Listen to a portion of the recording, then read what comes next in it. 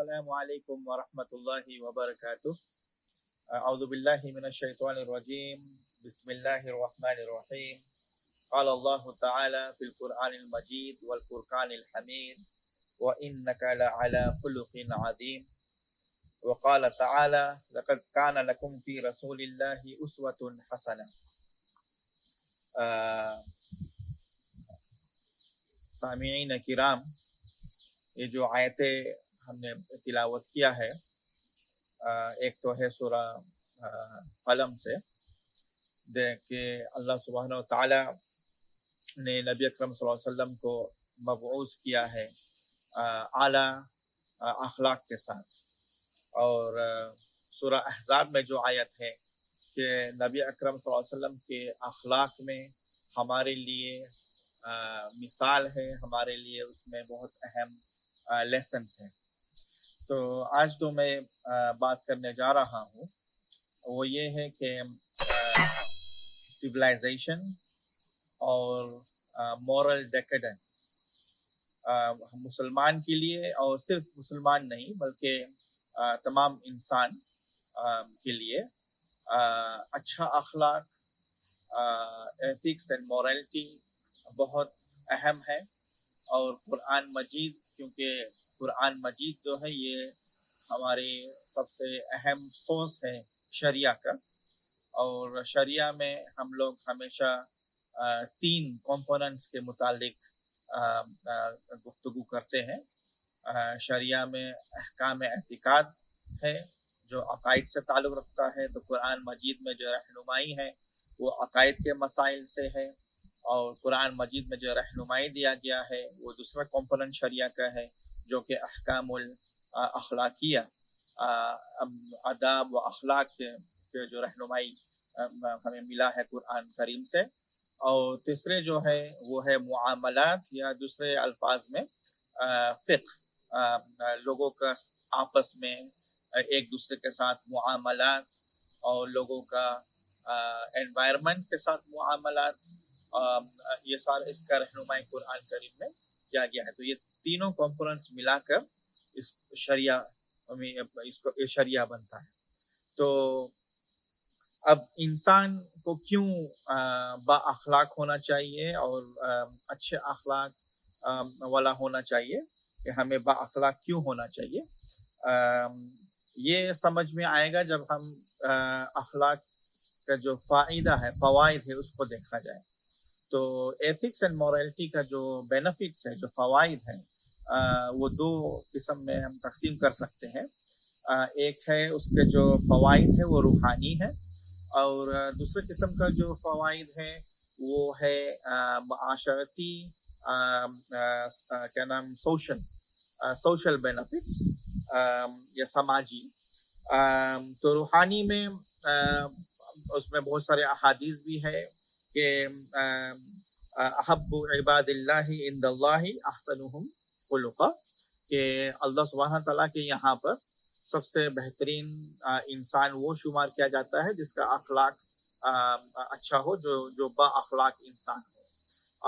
اور اگر ہم عبادات پہ بھی دیکھ لیں، قرآن میں جہاں جہاں پر عبادات کی باتیں قرآن مجید میں ہوا ہے، زکوٰۃ میں، صلات میں، نماز میں، حج میں، وہاں پر ہمیشہ کوئی نہ کوئی اخلاق کا متعلق بھی کیا نام، کوئی لیسن، کوئی اشارہ ہوگا۔ تو روحانیت، تو انسان جب با اخلاق ہو تو اس کا جو اسپریچولیٹی لیول ہے وہ اچھا ہوتا ہے، اعلیٰ ہوتا ہے، اور انسان اپنا اعمال بعض وقت کھو بھی دیتا ہے بد اخلاق کی وجہ سے۔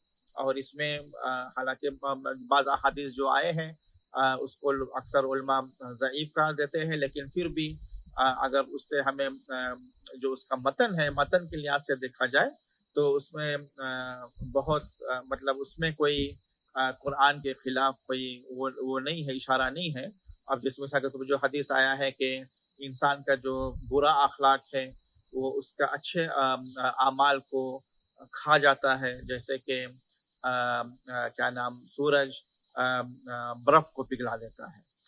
اسی طرح اور احادیث بھی ہے۔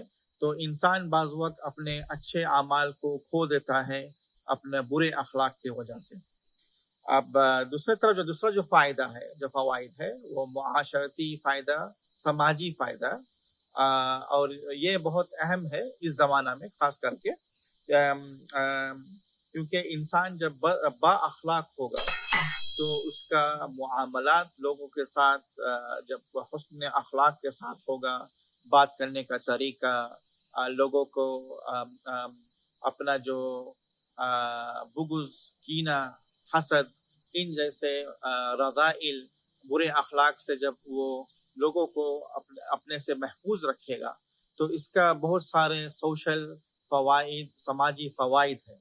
اور اس میں سے ایک جو ہے بہت اہم، وہ یہ ہے کہ انسان اچھے اخلاق کے ذریعے سے وہ پائیدار، محفوظ، پیار محبت والا معاشرہ بنا سکتا ہے نا، کہ stable, secure and harmonious society.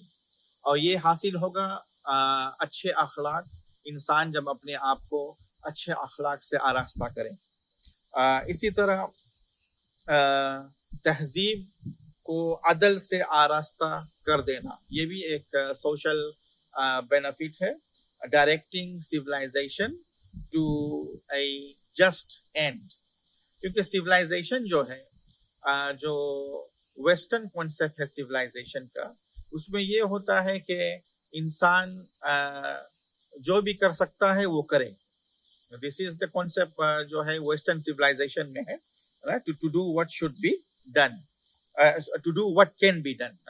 لیکن ہمارے اسلامی نقطہ نظر سے سویلائزیشن از، کیونکہ اخلاق کا معنی یہ ہے کہ وہ انسان بندہ وہ کرے جو کرنا چاہیے یا جس طرح سے ہونا چاہیے. تو سویلائزیشن میں انسان جو بھی قدم اٹھائے گا اسلامی لحاظ سے، اسلامی نقطہ نظر سے، اس کا جو نتائج، اس کا جو غرض، غایت، وہ ہمیشہ انسانیت کو فائدہ، نفع پہنچانے والا ہونا چاہیے، انسانیت کو ترقی کے طرف، انسانیت کو مصلحہ کے طرف لے جانے والا ہونا چاہیے. تو یہ ہے اخلاقی بنیاد پر سویلائزیشن کو بنیاد رکھنا. اسی طرح مضبوط، پرسکون عائلی زندگی، کیونکہ جب ہم سویلائزیشن کے متعلق بات کرتے ہیں تو سویلائزیشن میں ہوتا ہے ادارات، انسٹیٹیوشنس. سویلائزیشن کا جو ریڑھ کا جو ہڈی ہے سویلائزیشن کا، وہ is based on different types of institutions. اور سب سے اہم انسٹیٹیوشن سویلائزیشن میں ہے عائلی، فیملی انسٹیٹیوشن. اور اگر انسان با اخلاق نہ ہو تو فیملی انسٹیٹیوشن وہ پرسکون، مضبوط نہیں رہے گا. اور اسی وجہ سے نبی اکرم صلی اللہ علیہ وسلم نے بہت سارے احادیث میں اس کو ذکر کیا ہے کہ سب سے اچھا شوہر، سب سے اچھا گھر میں جو آدمی ہے وہ ہے جس کا معاملات اپنے گھر والے کے ساتھ حسن اخلاق اور اچھا ہو. تو یہ ایک دوسرا جو ہے بہت اہم، انسان جب با اخلاق ہوگا، مورلٹی اور ایتھکس کا جب لیول ہائی ہوگا، اچھا ہوگا، تو یہ ایک سماجی فائدہ ہے کہ پرسکون اور مضبوط فیملی انسٹیٹیوشن ہوگا. گڈ لیڈرشپ، بہترین قیادت، یہ ایک اور فائدہ ہے، سماجی فائدہ اچھے مورل اور ایتھکس کا، کہ کیونکہ لیڈرشپ جو ہے اس کا جو بنیاد ہے وہ لیڈر کے اخلاق پر ہے. اور سب سے اہم اخلاق لیڈرشپ میں کیا ہے؟ وہ ہے امانت، امانت داری، عدالت، جسٹس کے ساتھ کام کرنا، عدالت کے ساتھ کام کرنا، امانت داری سے کام لینا، اور جس مقصد کے لیے اس کو لیڈر بنایا گیا ہے اس کو وہ پورا کرے. تو جب اخلاق ہوگا، جب یہ پایا، امانت داری لیڈر میں پایا جائے گا، اور اس کے علاوہ باقی جو اہم اخلاق ہے لیڈر کے لیے، تو اس سے کیا ہوگا؟ گڈ لیڈرشپ قائم ہوگا. تو یہ بھی ایک سماجی فائدہ ہے. اور